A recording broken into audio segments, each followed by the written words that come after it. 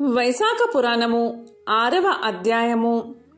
నారాయణం నమస్కృత్య నరం చైవ నరోత్తమం దేవీం సరస్వతీం వ్యాసం తతో జయ ముదీరయేత్. జలదాన మహత్యం. గృహ గోదికా కథ. నారదముని మాటలు విన్న అంబరీష మహారాజు నారదుడికి నమస్కారం చేసి ఇలా పలికాడు. మహర్షి, వైశాఖ మాస విశిష్టతను వివరించిన మీకు కృతజ్ఞుడను. వైశాఖ మాస విశిష్టతను మరింతగా వివరింప కోరుతున్నాను అని ప్రార్థించాడు. అప్పుడు నారదుడు ఇలా పలికాడు. మహారాజా, విను. మాస వ్రతాలన్నిటిలో ఉత్తమమగు వైశాఖ మాసమున మార్గాయాసమున దప్పిక పడిన వారికి నీటిని ఇయ్యని వారు పశుపక్షాది జన్మలు ఎత్తుతారు. ఈ విషయమై ఒక బ్రాహ్మణుడుకు పూర్వం జరిగిన సంవాదాన్ని విను. ఈ కథ ఎంతో ఆశ్చర్యాన్ని కలిగిస్తుంది. ఈ కథ వైశాఖ మాస దాన మహిమకు తార్కాణమైన ఉదాహరణ. ఆ కథ ఏంటి అంటే, పూర్వం ఇక్ష్వాకు రాజవంశమున హేమాంగుడు అనే రాజు ఉన్నాడు. అతను గోదానాలు అనేకం చేశాడు. భూమి యందు రేణువులను లెక్కించుట, నీటి బొట్టులను గణించుట, ఆకాశమునందలి నక్షత్రాలంటిని లెక్కించడం ఎంత కష్టమో ఆ రాజు చేసిన గోదానాలను లెక్కించడం అంత కష్టం. అనేక యజ్ఞాలు చేశాడు. గోదానం, భూదానం, తిలదానం, ఈ విధంగా అనేక రకాల దానాలను వందల సంఖ్యలో చేసి చాలామంది బ్రాహ్మణులను సంతోషపరిచాడు. అతను చెయ్యని దానమే లేదని ప్రసిద్ధి పొందాడు. అందరికీ సులభంగా దొరికేది జలం, అంటే నీరు. అది దైవదత్తము. అటువంటి జలాన్ని దానం ఇవ్వడమేమిటి అని అనుకుని జలదానం మాత్రం చెయ్యలేదు అతను. బ్రహ్మపుత్రుడైన వశిష్ఠుడు ఆ మహారాజుకు గురువు, పురోహితుడు. ఆ వశిష్ఠుడు జలదానం చెయ్యమని రాజుకు ఎన్నోసార్లు చెప్పాడు. నీరు అమూల్యమైనది. అలాంటి దాన్ని దానమిస్తే విలువైన ఫలితం ఏమి వస్తుంది? ఎవరికి సులభంగా దొరకని వాటిని దానమిస్తే పుణ్యం కలుగుతుంది. అలాంటి వస్తువులనే దానమిస్తాను అని రాజు సమాధానం చెప్పాడు. అదేవిధంగా ఎవరూ గౌరవించిన వారిని ఆదరించడమే యుక్తమని తలచి అంగవైకల్యం గల బ్రాహ్మణులను, దరిద్రులను, ఆచారహీనులను ఆదరించి గౌరవించేవాడు. ఆచారవంతులను, పండితులను, సద్బ్రాహ్మణులను ఆదరించలేదు, గౌరవించలేదు. అందరూ ప్రసిద్ధులను, ఉత్తములను మాత్రమే గౌరవిస్తే అనాథులు, విద్యాహీనులు అయిన బ్రాహ్మణులకు, దరిద్రులకు ఆదరణ ఎవరు చేస్తారు?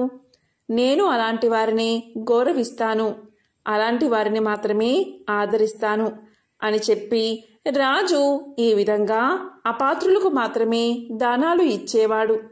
రాజు జలదానం చేయకపోవడం వల్ల చాతక పక్షిగా జన్మించాడు. ఒక జన్మలో గద్దగా, కుక్కగా జన్మించాడు. తరువాత మిథిలా దేశమున పాలించే శృతకీర్తి మహారాజు గృహంలో గోడపై ఉండే బల్లిగా జన్మించాడు. అక్కడ వాలే కీటకాలను తింటూ బల్లి అయి హేమాంగద మహారాజు జీవనం గడుపుతున్నాడు. ఇలా 8 సంవత్సరాలు కాలం ఉన్నాడు. మిథిలాదేశ రాజగృహానికి శృతదేవ మహాముని ప్రయాణంచే అలసిపోయి మధ్యాహ్న కాలమున అక్కడికి చేరుకున్నాడు. మహారాజు అయిన శృతకీర్తి ఆ మునిని చూసి ఎంతో ఆనందంతో ఆ మునికి ఎదురు వెళ్లి సగౌరవంగా ఇంటిలోకి ఆహ్వానించాడు. ఆ మునిని మధుపర్కం మున్నగు వాటితో పూజించి ముని పాదాలను కడిగి ఆ నీటిని తన తలపై చల్లుకున్నాడు. అలా జల్లుకోవడంలో తలపై జల్లుకున్న నీటి తుంపర్లు కొన్ని ఎగిరి గోడ మీద ఉన్న బల్లిపై దైవికంగా పడ్డాయి. ఆ పవిత్ర జలస్పర్శ కలగడం చేతనే ఆ బల్లికి పూర్వజన్మ శృతి కలిగి తన దోషాన్ని తెలుసుకుని పశ్చాత్తాపం కలిగింది.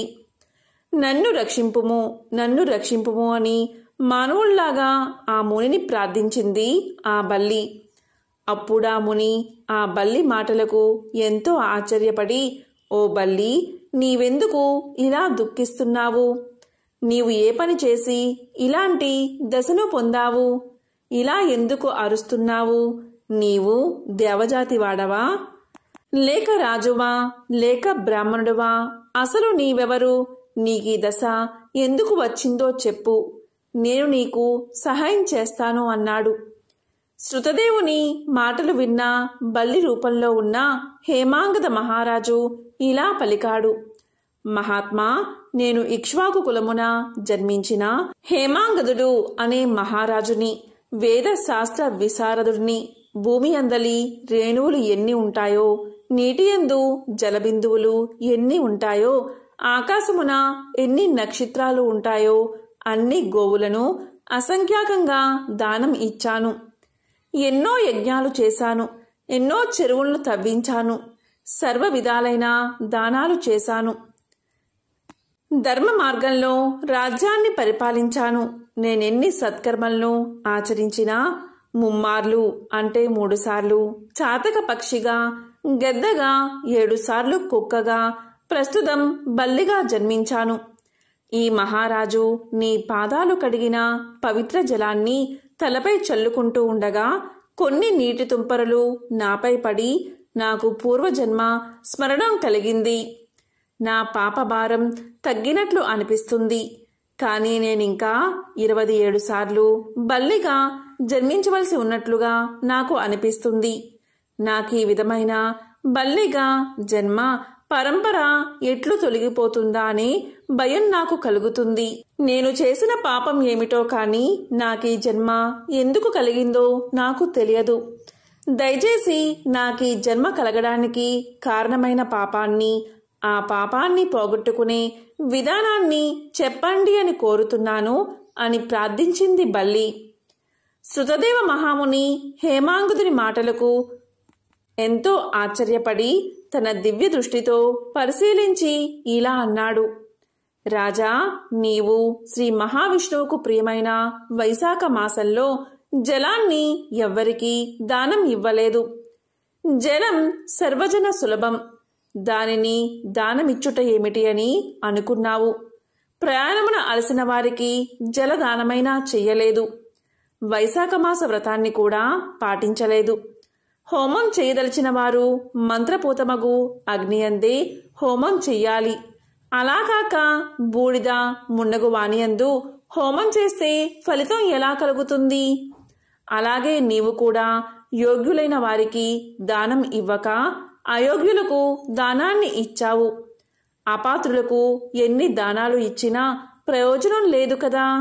వైశాఖమాస వ్రతాన్ని చెయ్యలేదు, జలదానము చెయ్యలేదు. ఎంత ఏపుగా పెరిగినా సుగంధాది గుణములున్నను ముండ్లకల వృక్షము ఎవరి ఆదరణలు పొందుతుంది? అలాంటి వృక్షం వల్ల ప్రయోజనం ఏమిటి? వృక్షాలలో రావి చెట్టు ప్రశస్తమైనది, అందువల్లే పూజార్హమైనది. తులసి మిక్కిలి పవిత్రమైనదే. ఇలా రావి చెట్టు, తులసిని వదిలి వాకుడు చెట్టును ఎవరైనా పూజిస్తారా? అలాంటి పూజ వలన ఫలితం ఉంటుందా?